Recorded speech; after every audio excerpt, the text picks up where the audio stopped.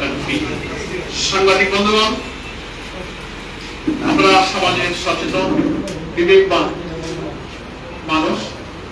বাংলাদেশের 18 কোটি মানুষের চিন্তা চেতনা, মন মানসিকতা, রাজনীতি, গণতন্ত্র, ভোটাধিকার সবকিছুর অভিব্যক্তি আকাঙ্ক্ষা আপনাদের মাধ্যমেই জাতির কাছে দেশ বিদেশে প্রতিফলিত হয়। এই জন্য আপনাদেরকে বলা হয় জাতির বিবেক।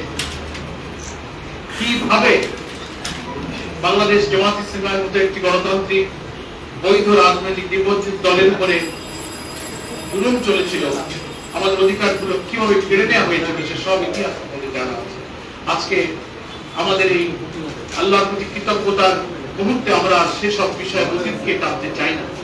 শুধু এতটুকু তথ্য আপনাদের কাছে দিতে চাই। 2008 সালের 4 নভেম্বর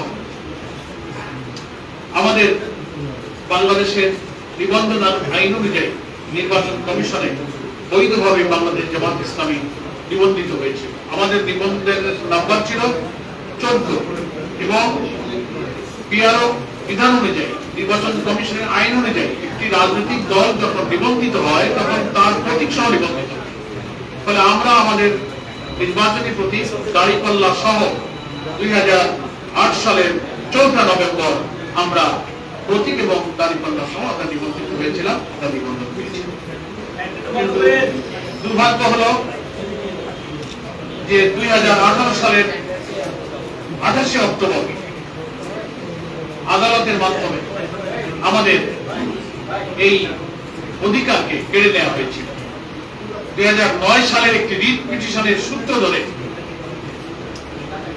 এই 18 সালে আদালতের আদেশ দিয়ে আমাদের এই নিবন্ধন তারা বাতিল করেছিল। নির্বাচন কমিশন সেটা প্রজ্ঞাপন জারি করে বাতিল করে দিল। আদেশের আমরা দীর্ঘ আইনি লড়াই করেছি আদালতে।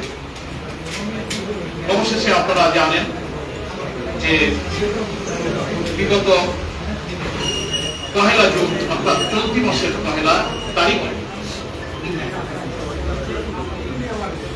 বাংলাদেশ হাইকোর্টের সুপ্রিম কোর্টের আপিল বিভাগে দীর্ঘ আইনি লড়াইয়ের পর আমরা আমাদের সেই অধিকারকে ন্যায্যভাবে ফিরে পেয়েছি, যেটা আমাদের ন্যায্য অধিকার ছিল। এবং সেই আদেশের ভিত্তিতে আজ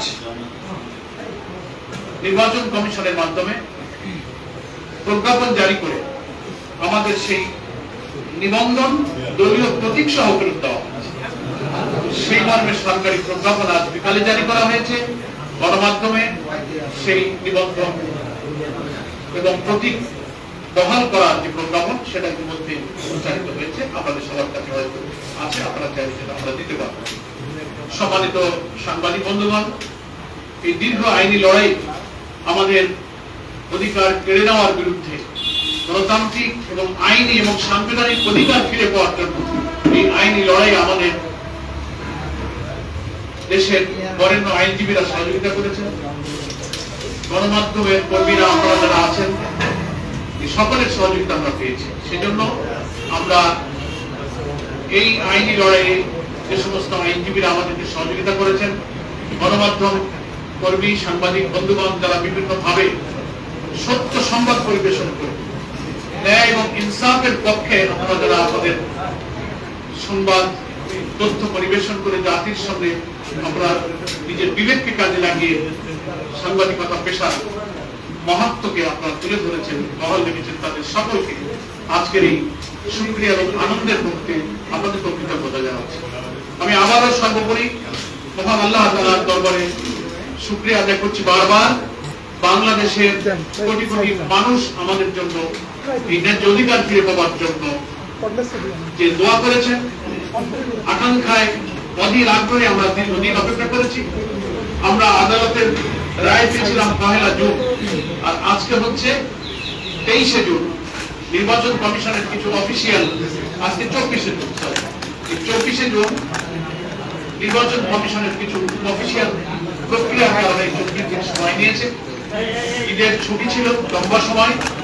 আমরা গণমাধ্যম, বাংলাদেশের জনগণ, আইনজীবী, আমাদের জন্য যারা দোয়া করেছেন, এই ন্যায্য অধিকারের পক্ষে যারা সোচ্চার ছিলেন, বাংলাদেশ বাংলাদেশ জামাত ইসলামীর পক্ষ থেকে দেশে বিদেশে সকল সুধী শুভাকাঙ্ক্ষী কর্মী জনশক্তি প্রবাসী দেশি সকল মানুষের কাছে আমাদের কৃতজ্ঞতা আমরা প্রকাশ করছি। আমরা আজকে সংক্ষিপ্তভাবে শুধু আল্লাহর শুকরিয়া জানাবার জন্য, আপনাদের প্রতি কৃতজ্ঞতা জানাবার জন্য, দেশবাসীর প্রতি কৃতজ্ঞতা জানাবার জন্য আজকে এই সংক্ষিপ্ত প্রেস ব্রিফিংয়ে আমাদের সাথে উপস্থিত হয়েছি। আমরা যে কোনো আল্লাহ